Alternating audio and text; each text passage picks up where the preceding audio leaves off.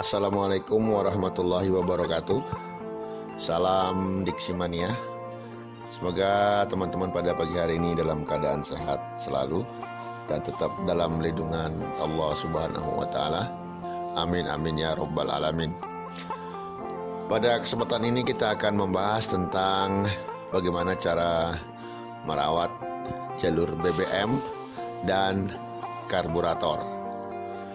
Seperti kita ketahui bahwa jalur BBM menuju karburator dan karburator itu sendiri merupakan salah satu elemen yang sangat penting bagi kendaraan kita.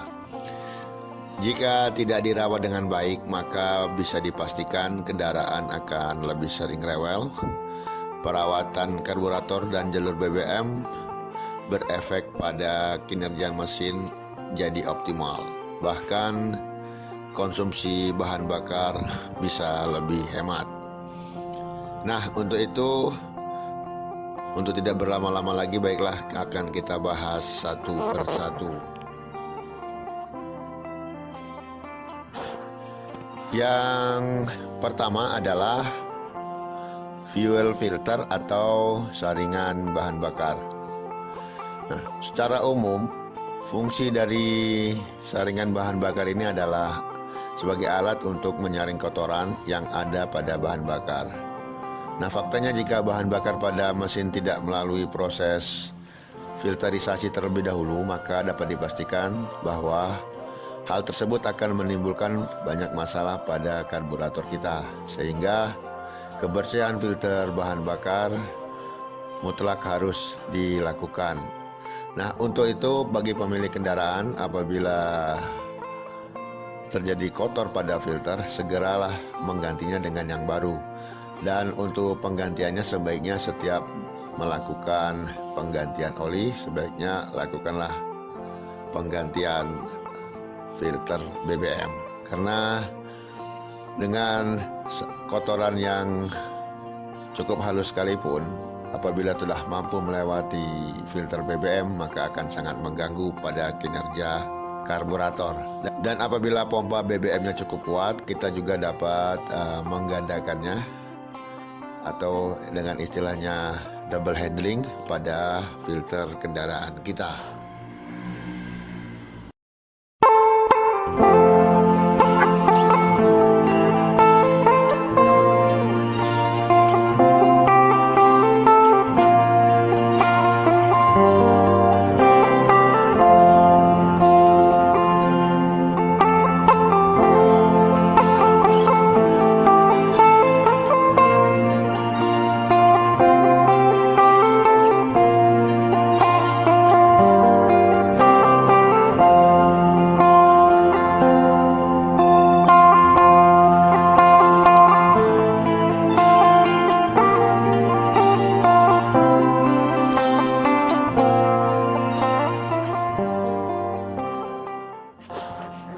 Yang kedua yang harus kita lakukan pemeriksaan adalah fuel pump ataupun pompa bahan bakar. Bahan bakar kendaraan sebelum masuk ke ruang bakar atau ke karburator, itu diperlukan sebuah pompa bahan bakar untuk menyampaikan ataupun mengalirkan BBM dari tangki ke karburator. Pompa bahan bakar tersebut ada dua jenis, yaitu mekanik dan elektrik. Nah, jenis pompa mekanik biasanya tidak terletak di depan tetapi jauh di belakang ataupun di dalam tangki BBM. Pompa ini akan membawa bahan bakar dari tangki ke karburator, dan dalam kerjanya pompa bahan bakar dibantu ataupun digerakkan oleh kamsaf. Nah, bagaimana untuk cara pemeriksaannya? Cara pemeriksaannya adalah dengan cara melakukan pemeriksaan semprotan BBM, yaitu dengan membuka selang yang menuju ke karburator. Kemudian kita hidupkan kendaraan ataupun kita on-kan kunci kontak dengan kita caranya men-starter. Kita lihat reaksi dari semprotan yang keluar dari pompa bahan bakar ke karburator. Apabila selangnya telah kita lepas, maka kita akan melihat semburan BBM tersebut ke karburator ataupun ke tempat wadah yang telah kita siapkan. Nah, apabila itu terjadi penyumbatan, maka bisa dipastikan pompa itu rusak. Tetapi bisa juga kita dengan cara melakukannya dengan memasang botol air mineral. Kemudian sebelum masuk ke pompa, selang yang sebelum masuk ke pompa itu kita masukkan ke dalam botol mineral. Kemudian kita lakukan start engine ataupun starter mesin, dan kita akan lihat apakah terjadi semburan pada fuel pump tadi. Apabila pada tes kedua tersebut tidak juga melakukan penyemburan ataupun BBM tidak menyembur keluar dari pompa, maka bisa dipastikan pompa tersebut rusak.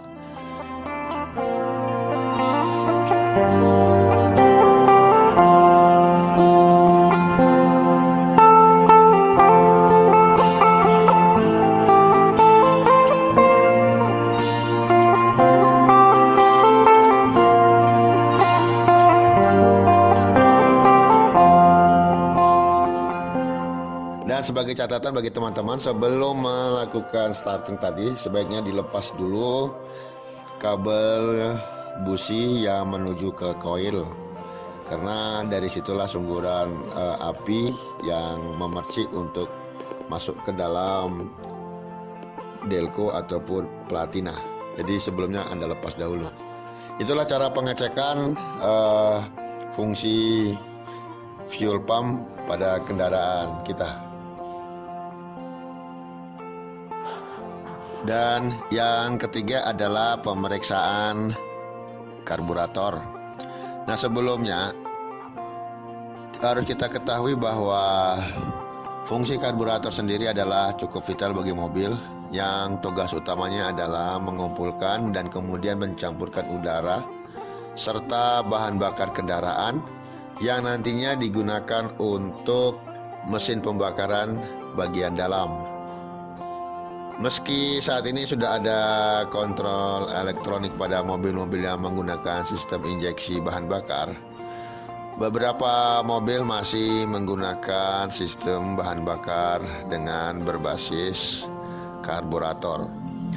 Nah, apabila karburator tadi kotor, maka mesin tidak akan bekerja secara optimal. Nah, sebaiknya apa saja yang perlu kita lakukan dalam kita merawat karburator? Yang pertama, tentu saja kita harus membuka dulu saringan udaranya atau saringan hawanya. Kemudian kita bersihkan.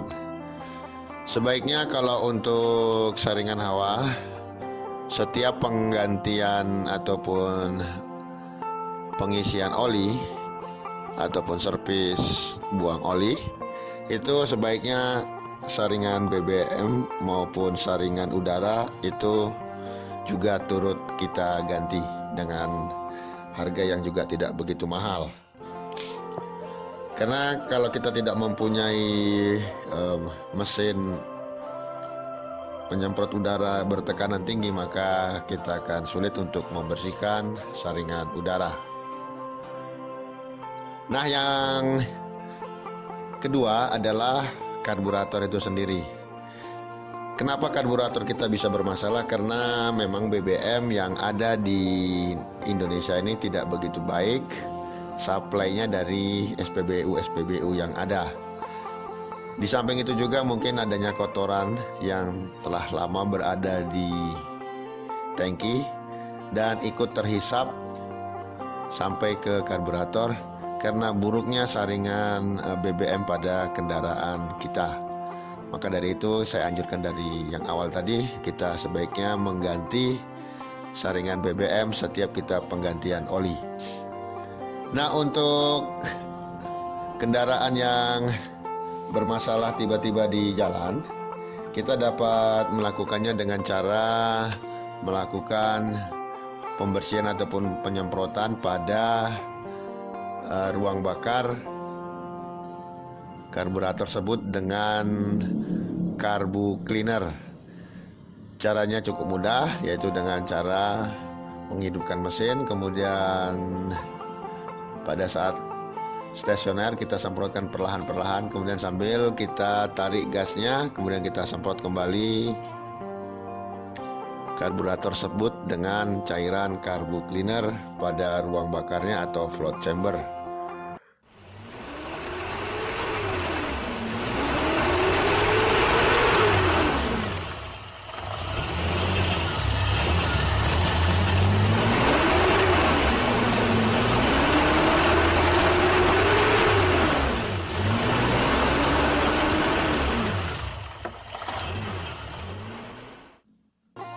Dan apabila hal ini masih juga terus bermasalah dengan karburator kita, maka sebaiknya kita harus melakukan pembongkaran karburator. Nah, pembongkaran karburator sendiri sebenarnya tidak begitu sulit, dan di video kita ini kita telah pernah membagikan bagaimana cara menservis dan membongkar karburator. Nah, kita akan lihat bahwa beberapa komponen-komponen yang ada di kendaraan, di karburator maksud saya, itu perlu kita lakukan pembersihan. Seperti pada main jet, pada slow jet, kemudian pada ruang bakar itu sendiri, kita harus membersihkannya secara seksama dengan udara bertekanan tinggi. Nah, permasalahannya kalau kita tidak mempunyai tabung udara bertekanan tinggi, maka kita akan sulit untuk membersihkan beberapa komponen-komponen yang ada di karburator tersebut. Nah, untuk kendaraan-kendaraan yang karburatornya telah cukup lama atau cukup tua, maka beberapa komponen pasti sudah aus, seperti pada koinnya, kemudian pada throttle valve-nya itu juga pasti akan haus. Dan apabila kita akan mengganti penggantiannya dengan suku cadangnya, saya khawatir bahwa hal tersebut tidak akan bertahan lama, karena beberapa komponen memang tidak cukup presisi dengan bawaan dari pabrikan, sementara kita menggantinya dengan suku cadang yang hampir menyerupai. Maka sebaiknya saran saya, apabila telah kita servis juga dan ternyata mobil bermasalah dan karburator tidak bisa hidup dengan tenang, maka sebaiknya kita harus mengganti karburator tersebut dengan yang baru, daripada nanti bermasalah di jalan.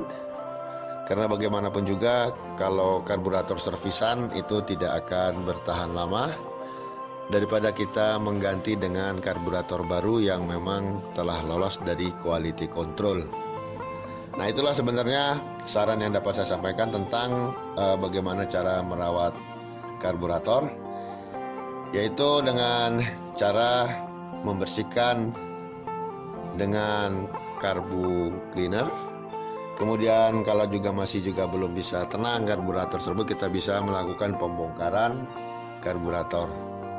Dan apabila juga masih bermasalah karena beberapa komponen yang tidak mampu kita bersihkan, daripada nanti bermasalah di jalan, saya sarankan sebaiknya mengganti karburator dengan yang baru. Kalau untuk Corolla DX sekitar harga 850.000. Selanjutnya, setelah karburator kita servis ataupun telah kita bersihkan dengan karbur cleaner, maka langkah yang selanjutnya adalah kita melakukan penyetelan pencampuran udara dan BBM pada karburator. Nah, ini penting agar fungsi karburator dapat dilakukan secara optimal. Yang harus dilakukan adalah menghidupkan dulu kendaraan beberapa saat sampai kira-kira sudah terpasang, mesin sudah hangat, kembali baru kita lakukan penyetelan.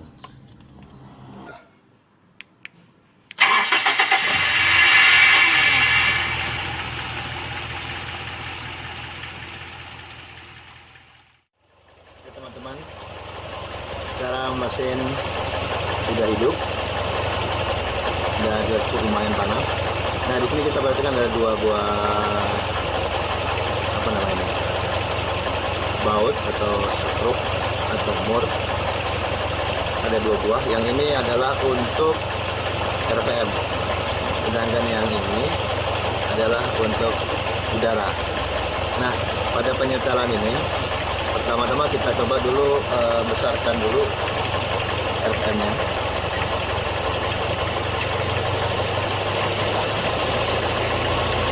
Sampai kira-kira lumayan tinggi suara mesin. Kemudian udara kita kecilkan.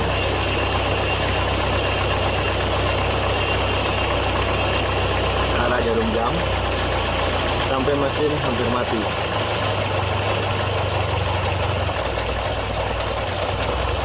Hampir mati, cuman kita besarkan kembali.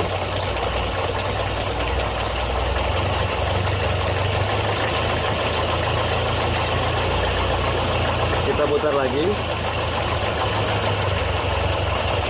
sampai mentok. Tapi jangan terlalu keras, nanti takutnya patah. Nah, seperti ini. Kemudian kita beri tanda supaya mudah.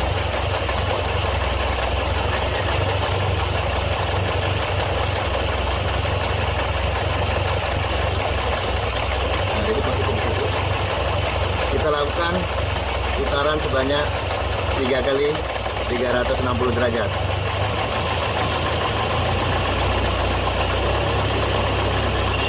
Satu kali, 2 kali, 3 kali. Atau pada saat posisi mesin yang sedang kencang-kencangnya. Setelah kita putar keempat, apakah akan mau menaik lagi? Ternyata tidak, dan kita cukup kembalikan pada 3. Kemudian kita tekan RPM-nya.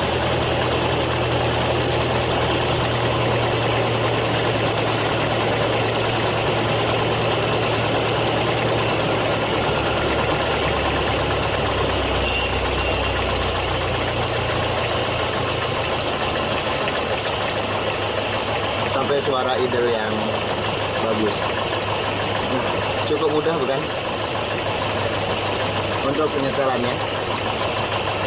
Demikianlah yang dapat saya sampaikan cara penyetelan karburator pada mobil Corolla DX. Semoga apa yang saya sampaikan ini dapat bermanfaat bagi teman-teman semua. Terima kasih. Wassalamualaikum warahmatullahi wabarakatuh.